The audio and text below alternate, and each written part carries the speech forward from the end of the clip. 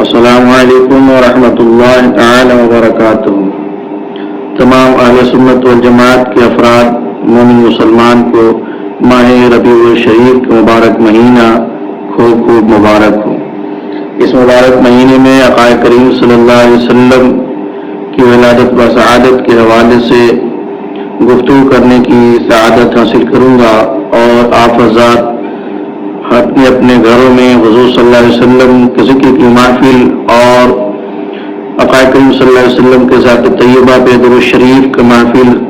انعقاد کریں اور کثرت کے ساتھ آقا پر درود شریف پڑھیں۔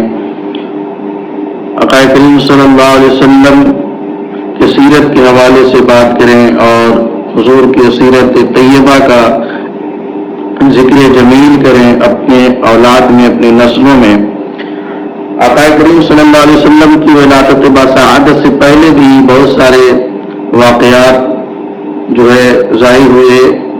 جو آقا کریم صلی اللہ علیہ وسلم کے جس میں بھرپور برکتیں لوگوں نے حاصل کی، اور بعض مقامات پہ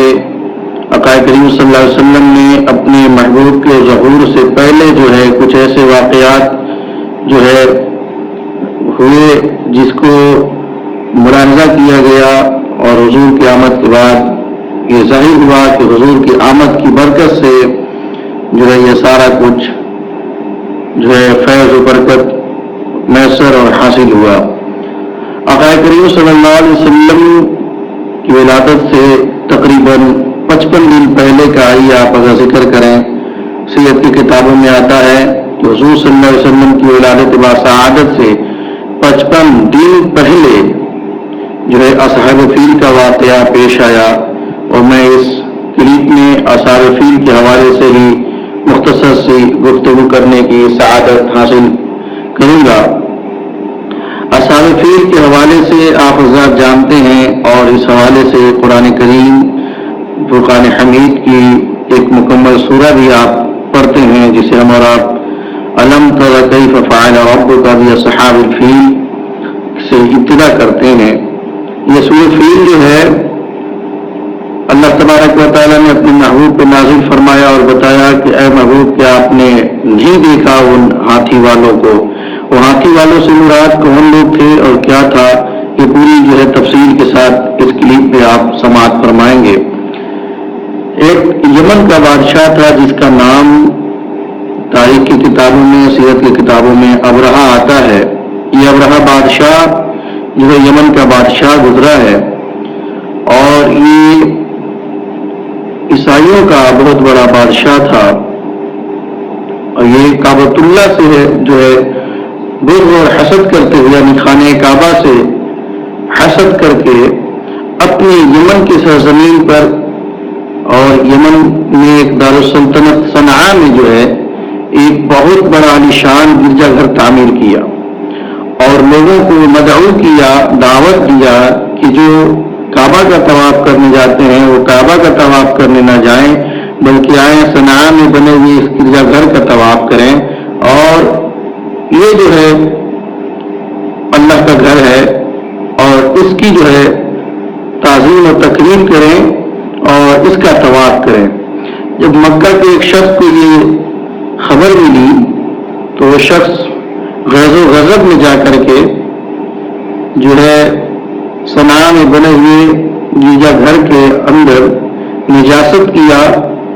اور اس سے گندگی سے اس گرجا گھر کو لطپت کیا اور نجاست کی۔ اس بات پہ یہ کیا کہ اس نے کعبۃ اللہ کی توہین اور جو ہے توہین کی ہے، اور اس کی مخالفت میں اس گرجا گھر کی تعمیر کی ہے۔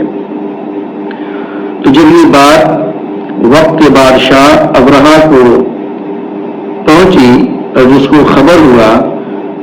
تو وہ جلال میں آیا، چونکہ بادشاہ تھا، اور بادشاہوں اور امیروں کا یہ رویہ عام طور سے ہوتا ہے کہ اپنی شان میں گستاخی کو جب محسوس کرتے ہیں تو غیظ و غضب میں آ جاتے ہیں، وہ جلال میں آتے ہیں، اور اس کا بدلہ اور انتقام لینے کے لیے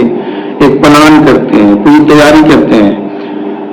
تو ابرہہ نے بھی پلان کیا کہ چل کر کے جب اس نے ہمارے گرجا گھر کی توہین کی ہے تو چل کے اب ہم کعبہ پر ہی حملہ کر دیتے ہیں اور کعبہ کو ہی معاذاللہ اس روئے زمین سے نست نابود اور ختم کر دیتے ہیں۔ تو جیسے ہی یہ تیاری ہوئی اور یہ منصوبہ بنا تو لوگ فوج کی صورت میں مکہ کی سرزمین پر داخل ہوئے اور پہنچے، اور ہم پہنچے ہی تھے، ابراہ پیچھے تھا کہ ان کے لشکر کے لوگوں نے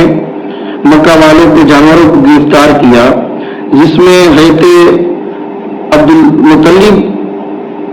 کے 200 یا 400 اونٹ اور بکریاں دیگر قسم کے جانور جو ہے ان لوگوں نے گرفتار کر لیے اور اپنے قید میں لے لیے۔ جب اس کی خبر حضرت عبد المطلب کو یعنی حضور صلی اللہ علیہ وسلم کو دادا جان کو پہنچی کہ میرے جانوروں کو ابرہا کے لشکر والوں نے، فوجیوں نے پکڑ لیا اور قید و بند میں کر لیا ہے، تو حضرت عبد المطلب وہاں جاتے ہیں اور جانے کے بعد ابرہا کے خیمے میں جاتے ہیں۔ لوگوں نے کہا کہ قریش کا سردار آیا ہوا ہے، تو ابرہا کو یہ محسوس ہوا کہ لگ رہا ہے سفارش کرنے اور ہم سے معافی تلافی کرنے اور کعبہ کی بچاؤ کے لیے یہ سردار قریش آیا ہے۔ جب حضرت عبد المطلب وہاں پہنچتے ہیں تو ان کے عروج و دبدبہ کو دیکھ کر کے، ان کے چہرے کے جاہ و جلال کو دیکھ کر کے ابرہا اپنی کرسی اور اپنی تخت کو چھوڑ کر کے نیچے آ جاتا ہے اور تعظیم و تکریم کے ساتھ ان کا استقبال کرتا ہے حضرت عبد المطلب کا، اور کہتا ہے اے سردار قریش بتائیے کیسے آنا ہوا؟ تو حضرت عبد المطلب نے فرمایا کہ آپ کے لشکروں والوں نے، آپ کے فوجیوں نے میرے جانور کو گرفتار کر لیا ہے، ان جانور کی رہائی کے لیے میں تشریف لایا ہوں۔ اپنی بات سننا تھا کہ ابرہا کو تھوڑا اور غصہ آتا ہے اور حضرت عبد المطلب پہ ٹھٹھا کرتے ہوئے ہنسی کرتا ہے کہ مجھے تو لگا کہ آپ اپنے عبادت گاہ یعنی خانہ کعبہ کی حفاظت کے لیے میرے پاس جو ہے تشریف لائے ہیں، لیکن افسوس ہے آپ کی اس عقل اور قوم و فراست پر کہ آپ کو تو اپنے جانوروں کی فکر ہے۔ حضرت عبد المطلب فرماتے ہیں کہ ہاں، چونکہ میں جانوروں کا مالک ہوں تو مجھے جانوروں کی فکر ہے، اور کعبہ کا جو مالک ہے وہ کعبہ کی حفاظت خود فرمائے گا۔ اب یہ سن کر کے اور بھی جلال آتا ہے ابرہا کو، اور وہ آرڈر دیتا ہے اپنے لشکر اور فوجیوں کو کہ جانوروں کو چھوڑ دیا جائے اور صبح کو جو کعبہ پہ چڑھائی چڑھ کر کے کعبہ کو مسمار کر دیا جائے۔ حضرت عبد المطلب اپنے جانوروں کو لے کر کے جب آتے ہیں مکہ والوں کے بیچ تو اعلان کرتے ہیں کہ مکہ والوں اپنے جانوروں کو لے لو، اپنے اہل و عیال کو لے لو اور مکہ سے کنارے چل کر کے پہاڑی پر جاگزی ہو جاؤ اور وہاں پہ پڑاؤ کر لو، مکہ کو تھوڑی دیر کے لیے اس ایریے کو خالی کر دو۔ چونکہ حضرت عبد المطلب سردار تھے تو سارے لوگوں نے بات کو تسلیم کیا اور ایکسپٹ کر کے گھروں کو خالی کیا اور مکہ کو خالی کر کے کنارے جو ہے چل بسے، جس میں حضرت عبد المطلب اپنے جانوروں کو لے کر کے اور اپنے کنبہ اور خاندان کے ساتھ پہاڑ پہ جا کر کے جو ہے قیام پذیر ہوئے اور وہاں پہ آرام فرما ہوئے۔ ادھر صبح کے وقت بیدار ہوتے ہی ابرہا نے اپنے لشکر اور اپنے فوجیوں کو آرڈر دیا اور کعبۃ اللہ کو مسمار کرنے کے لیے آگے بڑھا۔ جیسے ہی آگے بڑھا تو ایک ہاتھی تھا جس کا نام تھا محمود، اور وہ ہاتھی جو ہے تمام ہاتھیوں میں بھیانک اور سردار رہا ہوگا۔ اس ہاتھی کو لے کر کے جب آگے بڑھے تو کعبہ کے جانب بڑھنے کے بجائے وہ ہاتھی بیٹھ گیا۔ ہزار کوشش کی گئی کہ اس ہاتھی کو اٹھایا جائے اور کعبۃ اللہ کے جانب بڑھایا جائے، اتنے میں وہ ہاتھی کے اوپر کوشش کی جاتی رہی لیکن ہاتھی وہاں سے ہلا نہیں، اور ادھر حضرت عبد المطلب اپنے رب کے معبود، اپنے رب کے حضور جو ہے دستدراز کر کے دعا مانگی، اے اللہ ہم اپنے گھر کی، ہر شخص اپنے گھر کی حفاظت فرماتا ہے، تو بھی اپنے گھر کی حفاظت فرما۔ حضرت عبد المطلب متقی تھے، موحد تھے، پرہیزگار تھے اور اللہ کے برگزیدہ بندے تھے۔ یہ دعا مانگی تو اللہ تبارک و تعالیٰ نے دعا کو قبول فرمایا اور ان بدبختوں سے اور ابرہا کی فوج سے کعبۃ اللہ کی حفاظت کرنے کے لیے چھوٹے چھوٹے پرندوں کو بھیجا جن کے پاس 3 کنکریاں، ایک چونچنے اور 2 پیروں میں، وہ جو ہے سمندر کے جانب سے وہ پرندے نکلے، اور نکلنے کے بعد یہ جو لشکر جو کعبۃ اللہ کو مسمار کرنے کے لیے، کعبۃ اللہ کو معاذ اللہ نیست و نابود کرنے کے ارادے سے آئے ہوئے تھے، وہ اللہ کے بھیجے ہوئے وہ پرندے فوج کی صورت میں ان فوجیوں پہ ٹوٹ پڑے، اور ایک ایک کنکری جس پر بھی وہ گراتے تھے، روایتوں میں آتا ہے، سیرت کی کتابوں میں آتا ہے کہ وہ کنکری ہاتھی کے سوار کے سر پہ اگر گرتی تھی تو اس انسان کو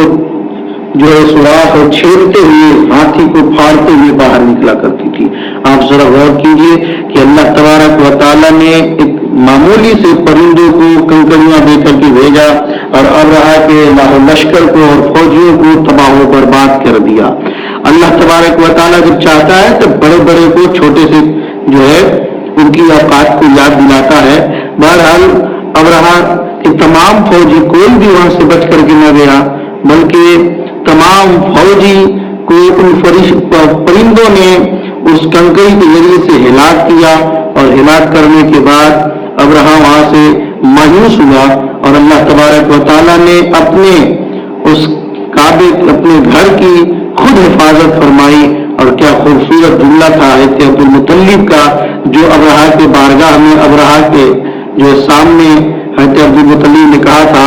کہ میرے ذمے میں یہ جانور ہیں تو ہم ان کی حفاظت فرمائیں گے، اور وہ جس کا گھر ہے وہ خود حفاظت فرما لے گا۔ اور عبدالمطلب کی دعا بھی کتنے خوبصورت تھے کہ اللہ ہر انسان اپنے گھر کی حفاظت فرماتا ہے، ہر پرندہ اپنے گھر کی حفاظت فرماتا ہے، ہر جانور اپنے گھر کی حفاظت فرماتا ہے، ہر ایک مخلوق اپنے گھر کی حفاظت فرماتا ہے۔ تو خالق کائنات ہے، تو بھی اپنے گھر کی حفاظت فرما۔ اور اللہ تبارک و تعالیٰ نے اپنے محبوب کی آمد سے پہلے یعنی 55 روز پہلے، 55 دن پہلے اپنے کعبہ کی حفاظت خود فرمائی، اور فرما کر کے بتایا کہ اس دھرتی پر ایک ایسی ذات کو میں بھیجنے والا ہوں جس کی برکت کے طفیل اور جس کے ظہور کے صدقے میں میں ان پرندوں کے ذریعے سے میں کسی انسان سے اور کسی فوج سے کام نہیں لوں گا، بلکہ اپنے محبوب کے ظہور کی جو ہے برکت و توسل سے میں ان پرندوں کو بھیج کر کے اپنے کعبہ کی حفاظت کرواؤں گا۔ اور 55 روز بعد اللہ کے آخری نبی جو اس دار گیتی پر اس دنیا میں مبعوث فرمائے گئے، آمنہ رضی اللہ تعالی عنہا کے گود میں یہ نبی تشریف لایا، جس کی یہ مبارک مہینہ ہے۔ اس مبارک مہینے میں ہمارے آپ کے نبی صلی اللہ تعالی علیہ وسلم تشریف لائے، اور ان ہاتھیوں والوں کے بارے میں اللہ نے اپنے محبوب کو بتایا، الم تر کیف فعل ربک باصحاب الفیل الم یجعل کیدہم فی تضلیل وارسل علیہم طیرا ابابیل ترمیہم بحجارۃ من سجیل فجعلہم کعصف مأکول۔ اے محبوب، کیا آپ نے ہاتھی والوں کو نہیں دیکھا اور ان کے حالات کو بیان کیا کہ ہم نے پرندوں کو بھیج کر کے ان کو جو ہے کنکریوں کے ذریعے سے، پتھروں کے ذریعے سے ان کو نیست و نابود کیا۔ اور آخری آیت میں اللہ فرماتا ہے کہ کعصف مأکول، کہ ہم نے ان کو بھوسے کی طرح کر دیا۔ یعنی اللہ تبارک و تعالیٰ جب اپنے قہر و غضب کو کسی انسان پہ نازل کرتا ہے تو پھر اس کی حیثیت اور اس کی حیت کو تبدیل فرما دیتا ہے۔ اللہ تبارک و تعالیٰ اپنے گستاخوں کو اور اپنے نبی کے گستاخوں کے ساتھ عبرتناک انجام کرتا ہے۔ ہمیں اور آپ کو اس مبارک مہینے میں خوشی منانا چاہیے کہ آقا کریم صلی اللہ علیہ وسلم کی دولت اور ان جیسا ہمیں اور آپ کو نبی میسر آیا۔ اللہ تبارک و تعالیٰ نے ہم پہ احسان فرمایا کہ اپنا محبوب نبی ہمیں بھیج کر کے ہم نے احسان کیا، اور اللہ تبارک و تعالیٰ نے ہمیں اور آپ کو محبوب کے آنے کی صدقے میں ایمان سے سرفراز فرمایا، قرآن سے سرفراز فرمایا۔ یہ مساجد کی عبادت گاہیں اور یہ مدارس کی جو ہے قال قال رسول اللہ کی صدائیں، یہ سب کچھ ہمیں اور آپ کو آخری نبی پیغمبر اسلام محمد مصطفیٰ صلی اللہ علیہ وسلم کے صدقے میں ملا ہے۔ اور ان کے صدقے میں جب یہ سب کچھ ملا ہے تو پھر ہمیں اور آپ کو ان کے تذکرے خوب ذوق کے ساتھ کرنا چاہیے، شوق کے ساتھ کرنا چاہیے، ان کی نعتیں پڑھنی چاہیے، ان کے قصیدے پڑھنے چاہیے، ان کی سیرت اور ذکر جمیل یا تذکرے کرنے چاہیے۔ اللہ پاک ہمیں اور آپ کو آقا کریم صلی اللہ علیہ وسلم کی ذات مبارکہ سے محبت کی توفیق عطا فرمائے، اور ایک سیرت کو سیکھنے اور اپنے اندر اتارنے اور جذب کرنے کی توفیق عطا فرمائے۔ انشاءاللہ تبارک و تعالی اب سلسلہ وار جو ہے آقا کریم صلی اللہ علیہ وسلم کے برکت کا حصول، آقا کریم صلی اللہ علیہ وسلم کے ظہور کا، آقا کریم صلی اللہ علیہ وسلم کی ولادت کا تذکرہ ہم کریں گے۔ آپ حضرات ہمارے ساتھ بنے رہیے اور کوشش کیجیے زیادہ سے زیادہ تک لوگوں تک ویڈیوز پہنچائیے اور خوب شیئر کیجیے اور سبسکرائب کیجیے اور سنیے، اور جہاں کہیں بھی آپ اگر کوئی علماء کرام سنتے ہیں تو ان سے میں کہیں اگر مجھ سے غلطی خامی ہوئی تو اس پہ رہنمائی کریں، اور کچھ کمی بیشی ہو تو اس پہ ہماری اصلاح کریں۔ انشاءاللہ تبارک و تعالی اس سے بہتر طریقے سے آپ کو چیزوں کو پہنچایا جائے گا، اور کسی مخصوص عنوان پر اگر آپ چاہتے ہیں کہ گفتگو ہو تو وہ بھی ہمیں کمنٹ میں ضرور بتائیں۔ السلام علیکم ورحمۃ اللہ تعالی وبرکاتہ۔